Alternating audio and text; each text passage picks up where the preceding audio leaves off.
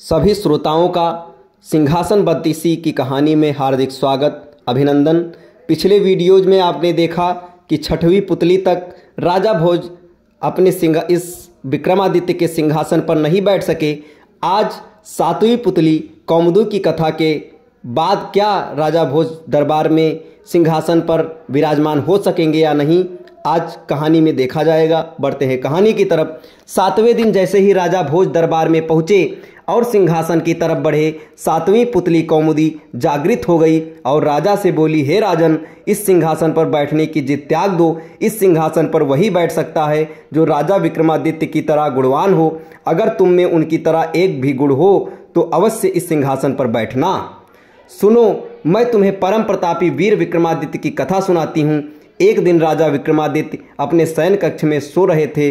अचानक उनकी नींद करुण क्रंदन सुनकर टूट गई। उन्होंने ध्यान लगाकर सुना तो रोने की आवाज़ नदी की तरफ से आ रही थी और कोई स्त्री रोए जा रही थी। विक्रम की समझ में नहीं आया कि कौन सा दुख उनके राज्य में किसी स्त्री को इतना रात में बिलक बिलक कर रोने को विवश कर रहा है। उन्होंने तुरंत राज परिधान पहना और कमर में तलवार लटकाकर आवाज़ की दिशा में चल पड़े। क्षिप्रा के तट पर आकर उन्हें पता चला कि वह आवाज़ नदी के दूसरे किनारे पर बसे जंगल से आ रही है। उन्होंने तुरंत नदी में छलांग लगा दी और तैरकर दूसरे किनारे पर पहुँचे। फिर चलते चलते उस जगह पहुँचे जहाँ से रोने की आवाज़ आ रही थी। उन्होंने देखा कि झाड़ियों में बैठी एक स्त्री रो रही है। उन्होंने इस स्त्री से रोने का कारण पूछा। स्त्री ने कहा कि वह कई लोगों को अपनी व्यथा सुना चुकी है, मगर कोई फायदा नहीं हुआ। राजा ने उसे विश्वास दिलाया कि वे उसकी मदद करने का हर संभव प्रयत्न करेंगे।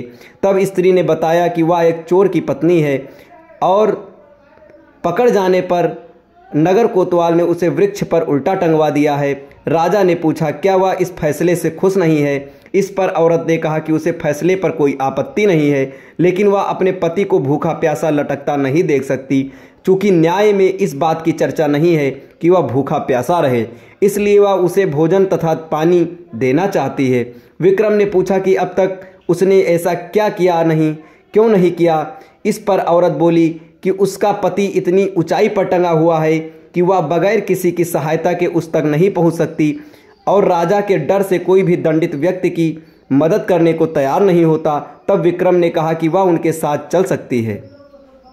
दरअसल वह औरत पिशाचिनी थी। वह लटकने वाला व्यक्ति उसका पति नहीं था। वह उसे राजा के कंधे पर चढ़कर खाना चाहती थी। जब विक्रम उस पेड़ के पास आए तो वह उस व्यक्ति को चट कर गई। तृप्त होकर विक्रम को उसने मनचाही चीज मांगने को कहा।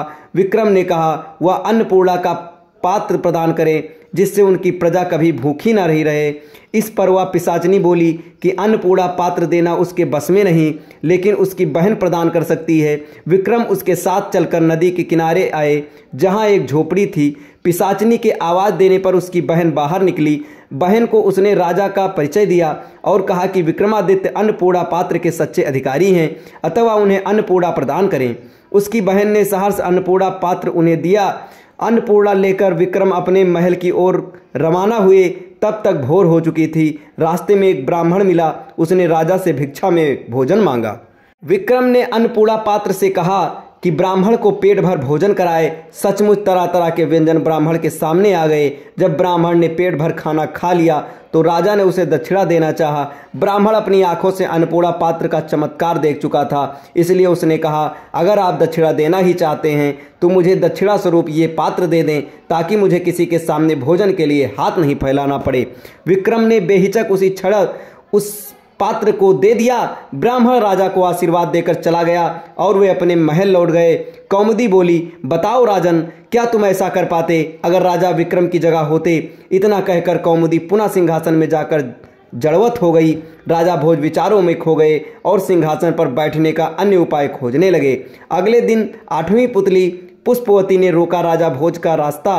पढ़े अगले अंक में ब्राह्मण अपनी आंखों से अन्नपूर्णा पात्र का चमत्कार देख चुका था, इसलिए उसने कहा, अगर आप दक्षिणा देना ही चाहते हैं तो मुझे दक्षिणा स्वरूप ये पात्र दे दें। अब आपको अगले वीडियो में पुष्पवती की कहानी बताई जाएगी। तब तक हमारे साथ बने रहें। धन्यवाद।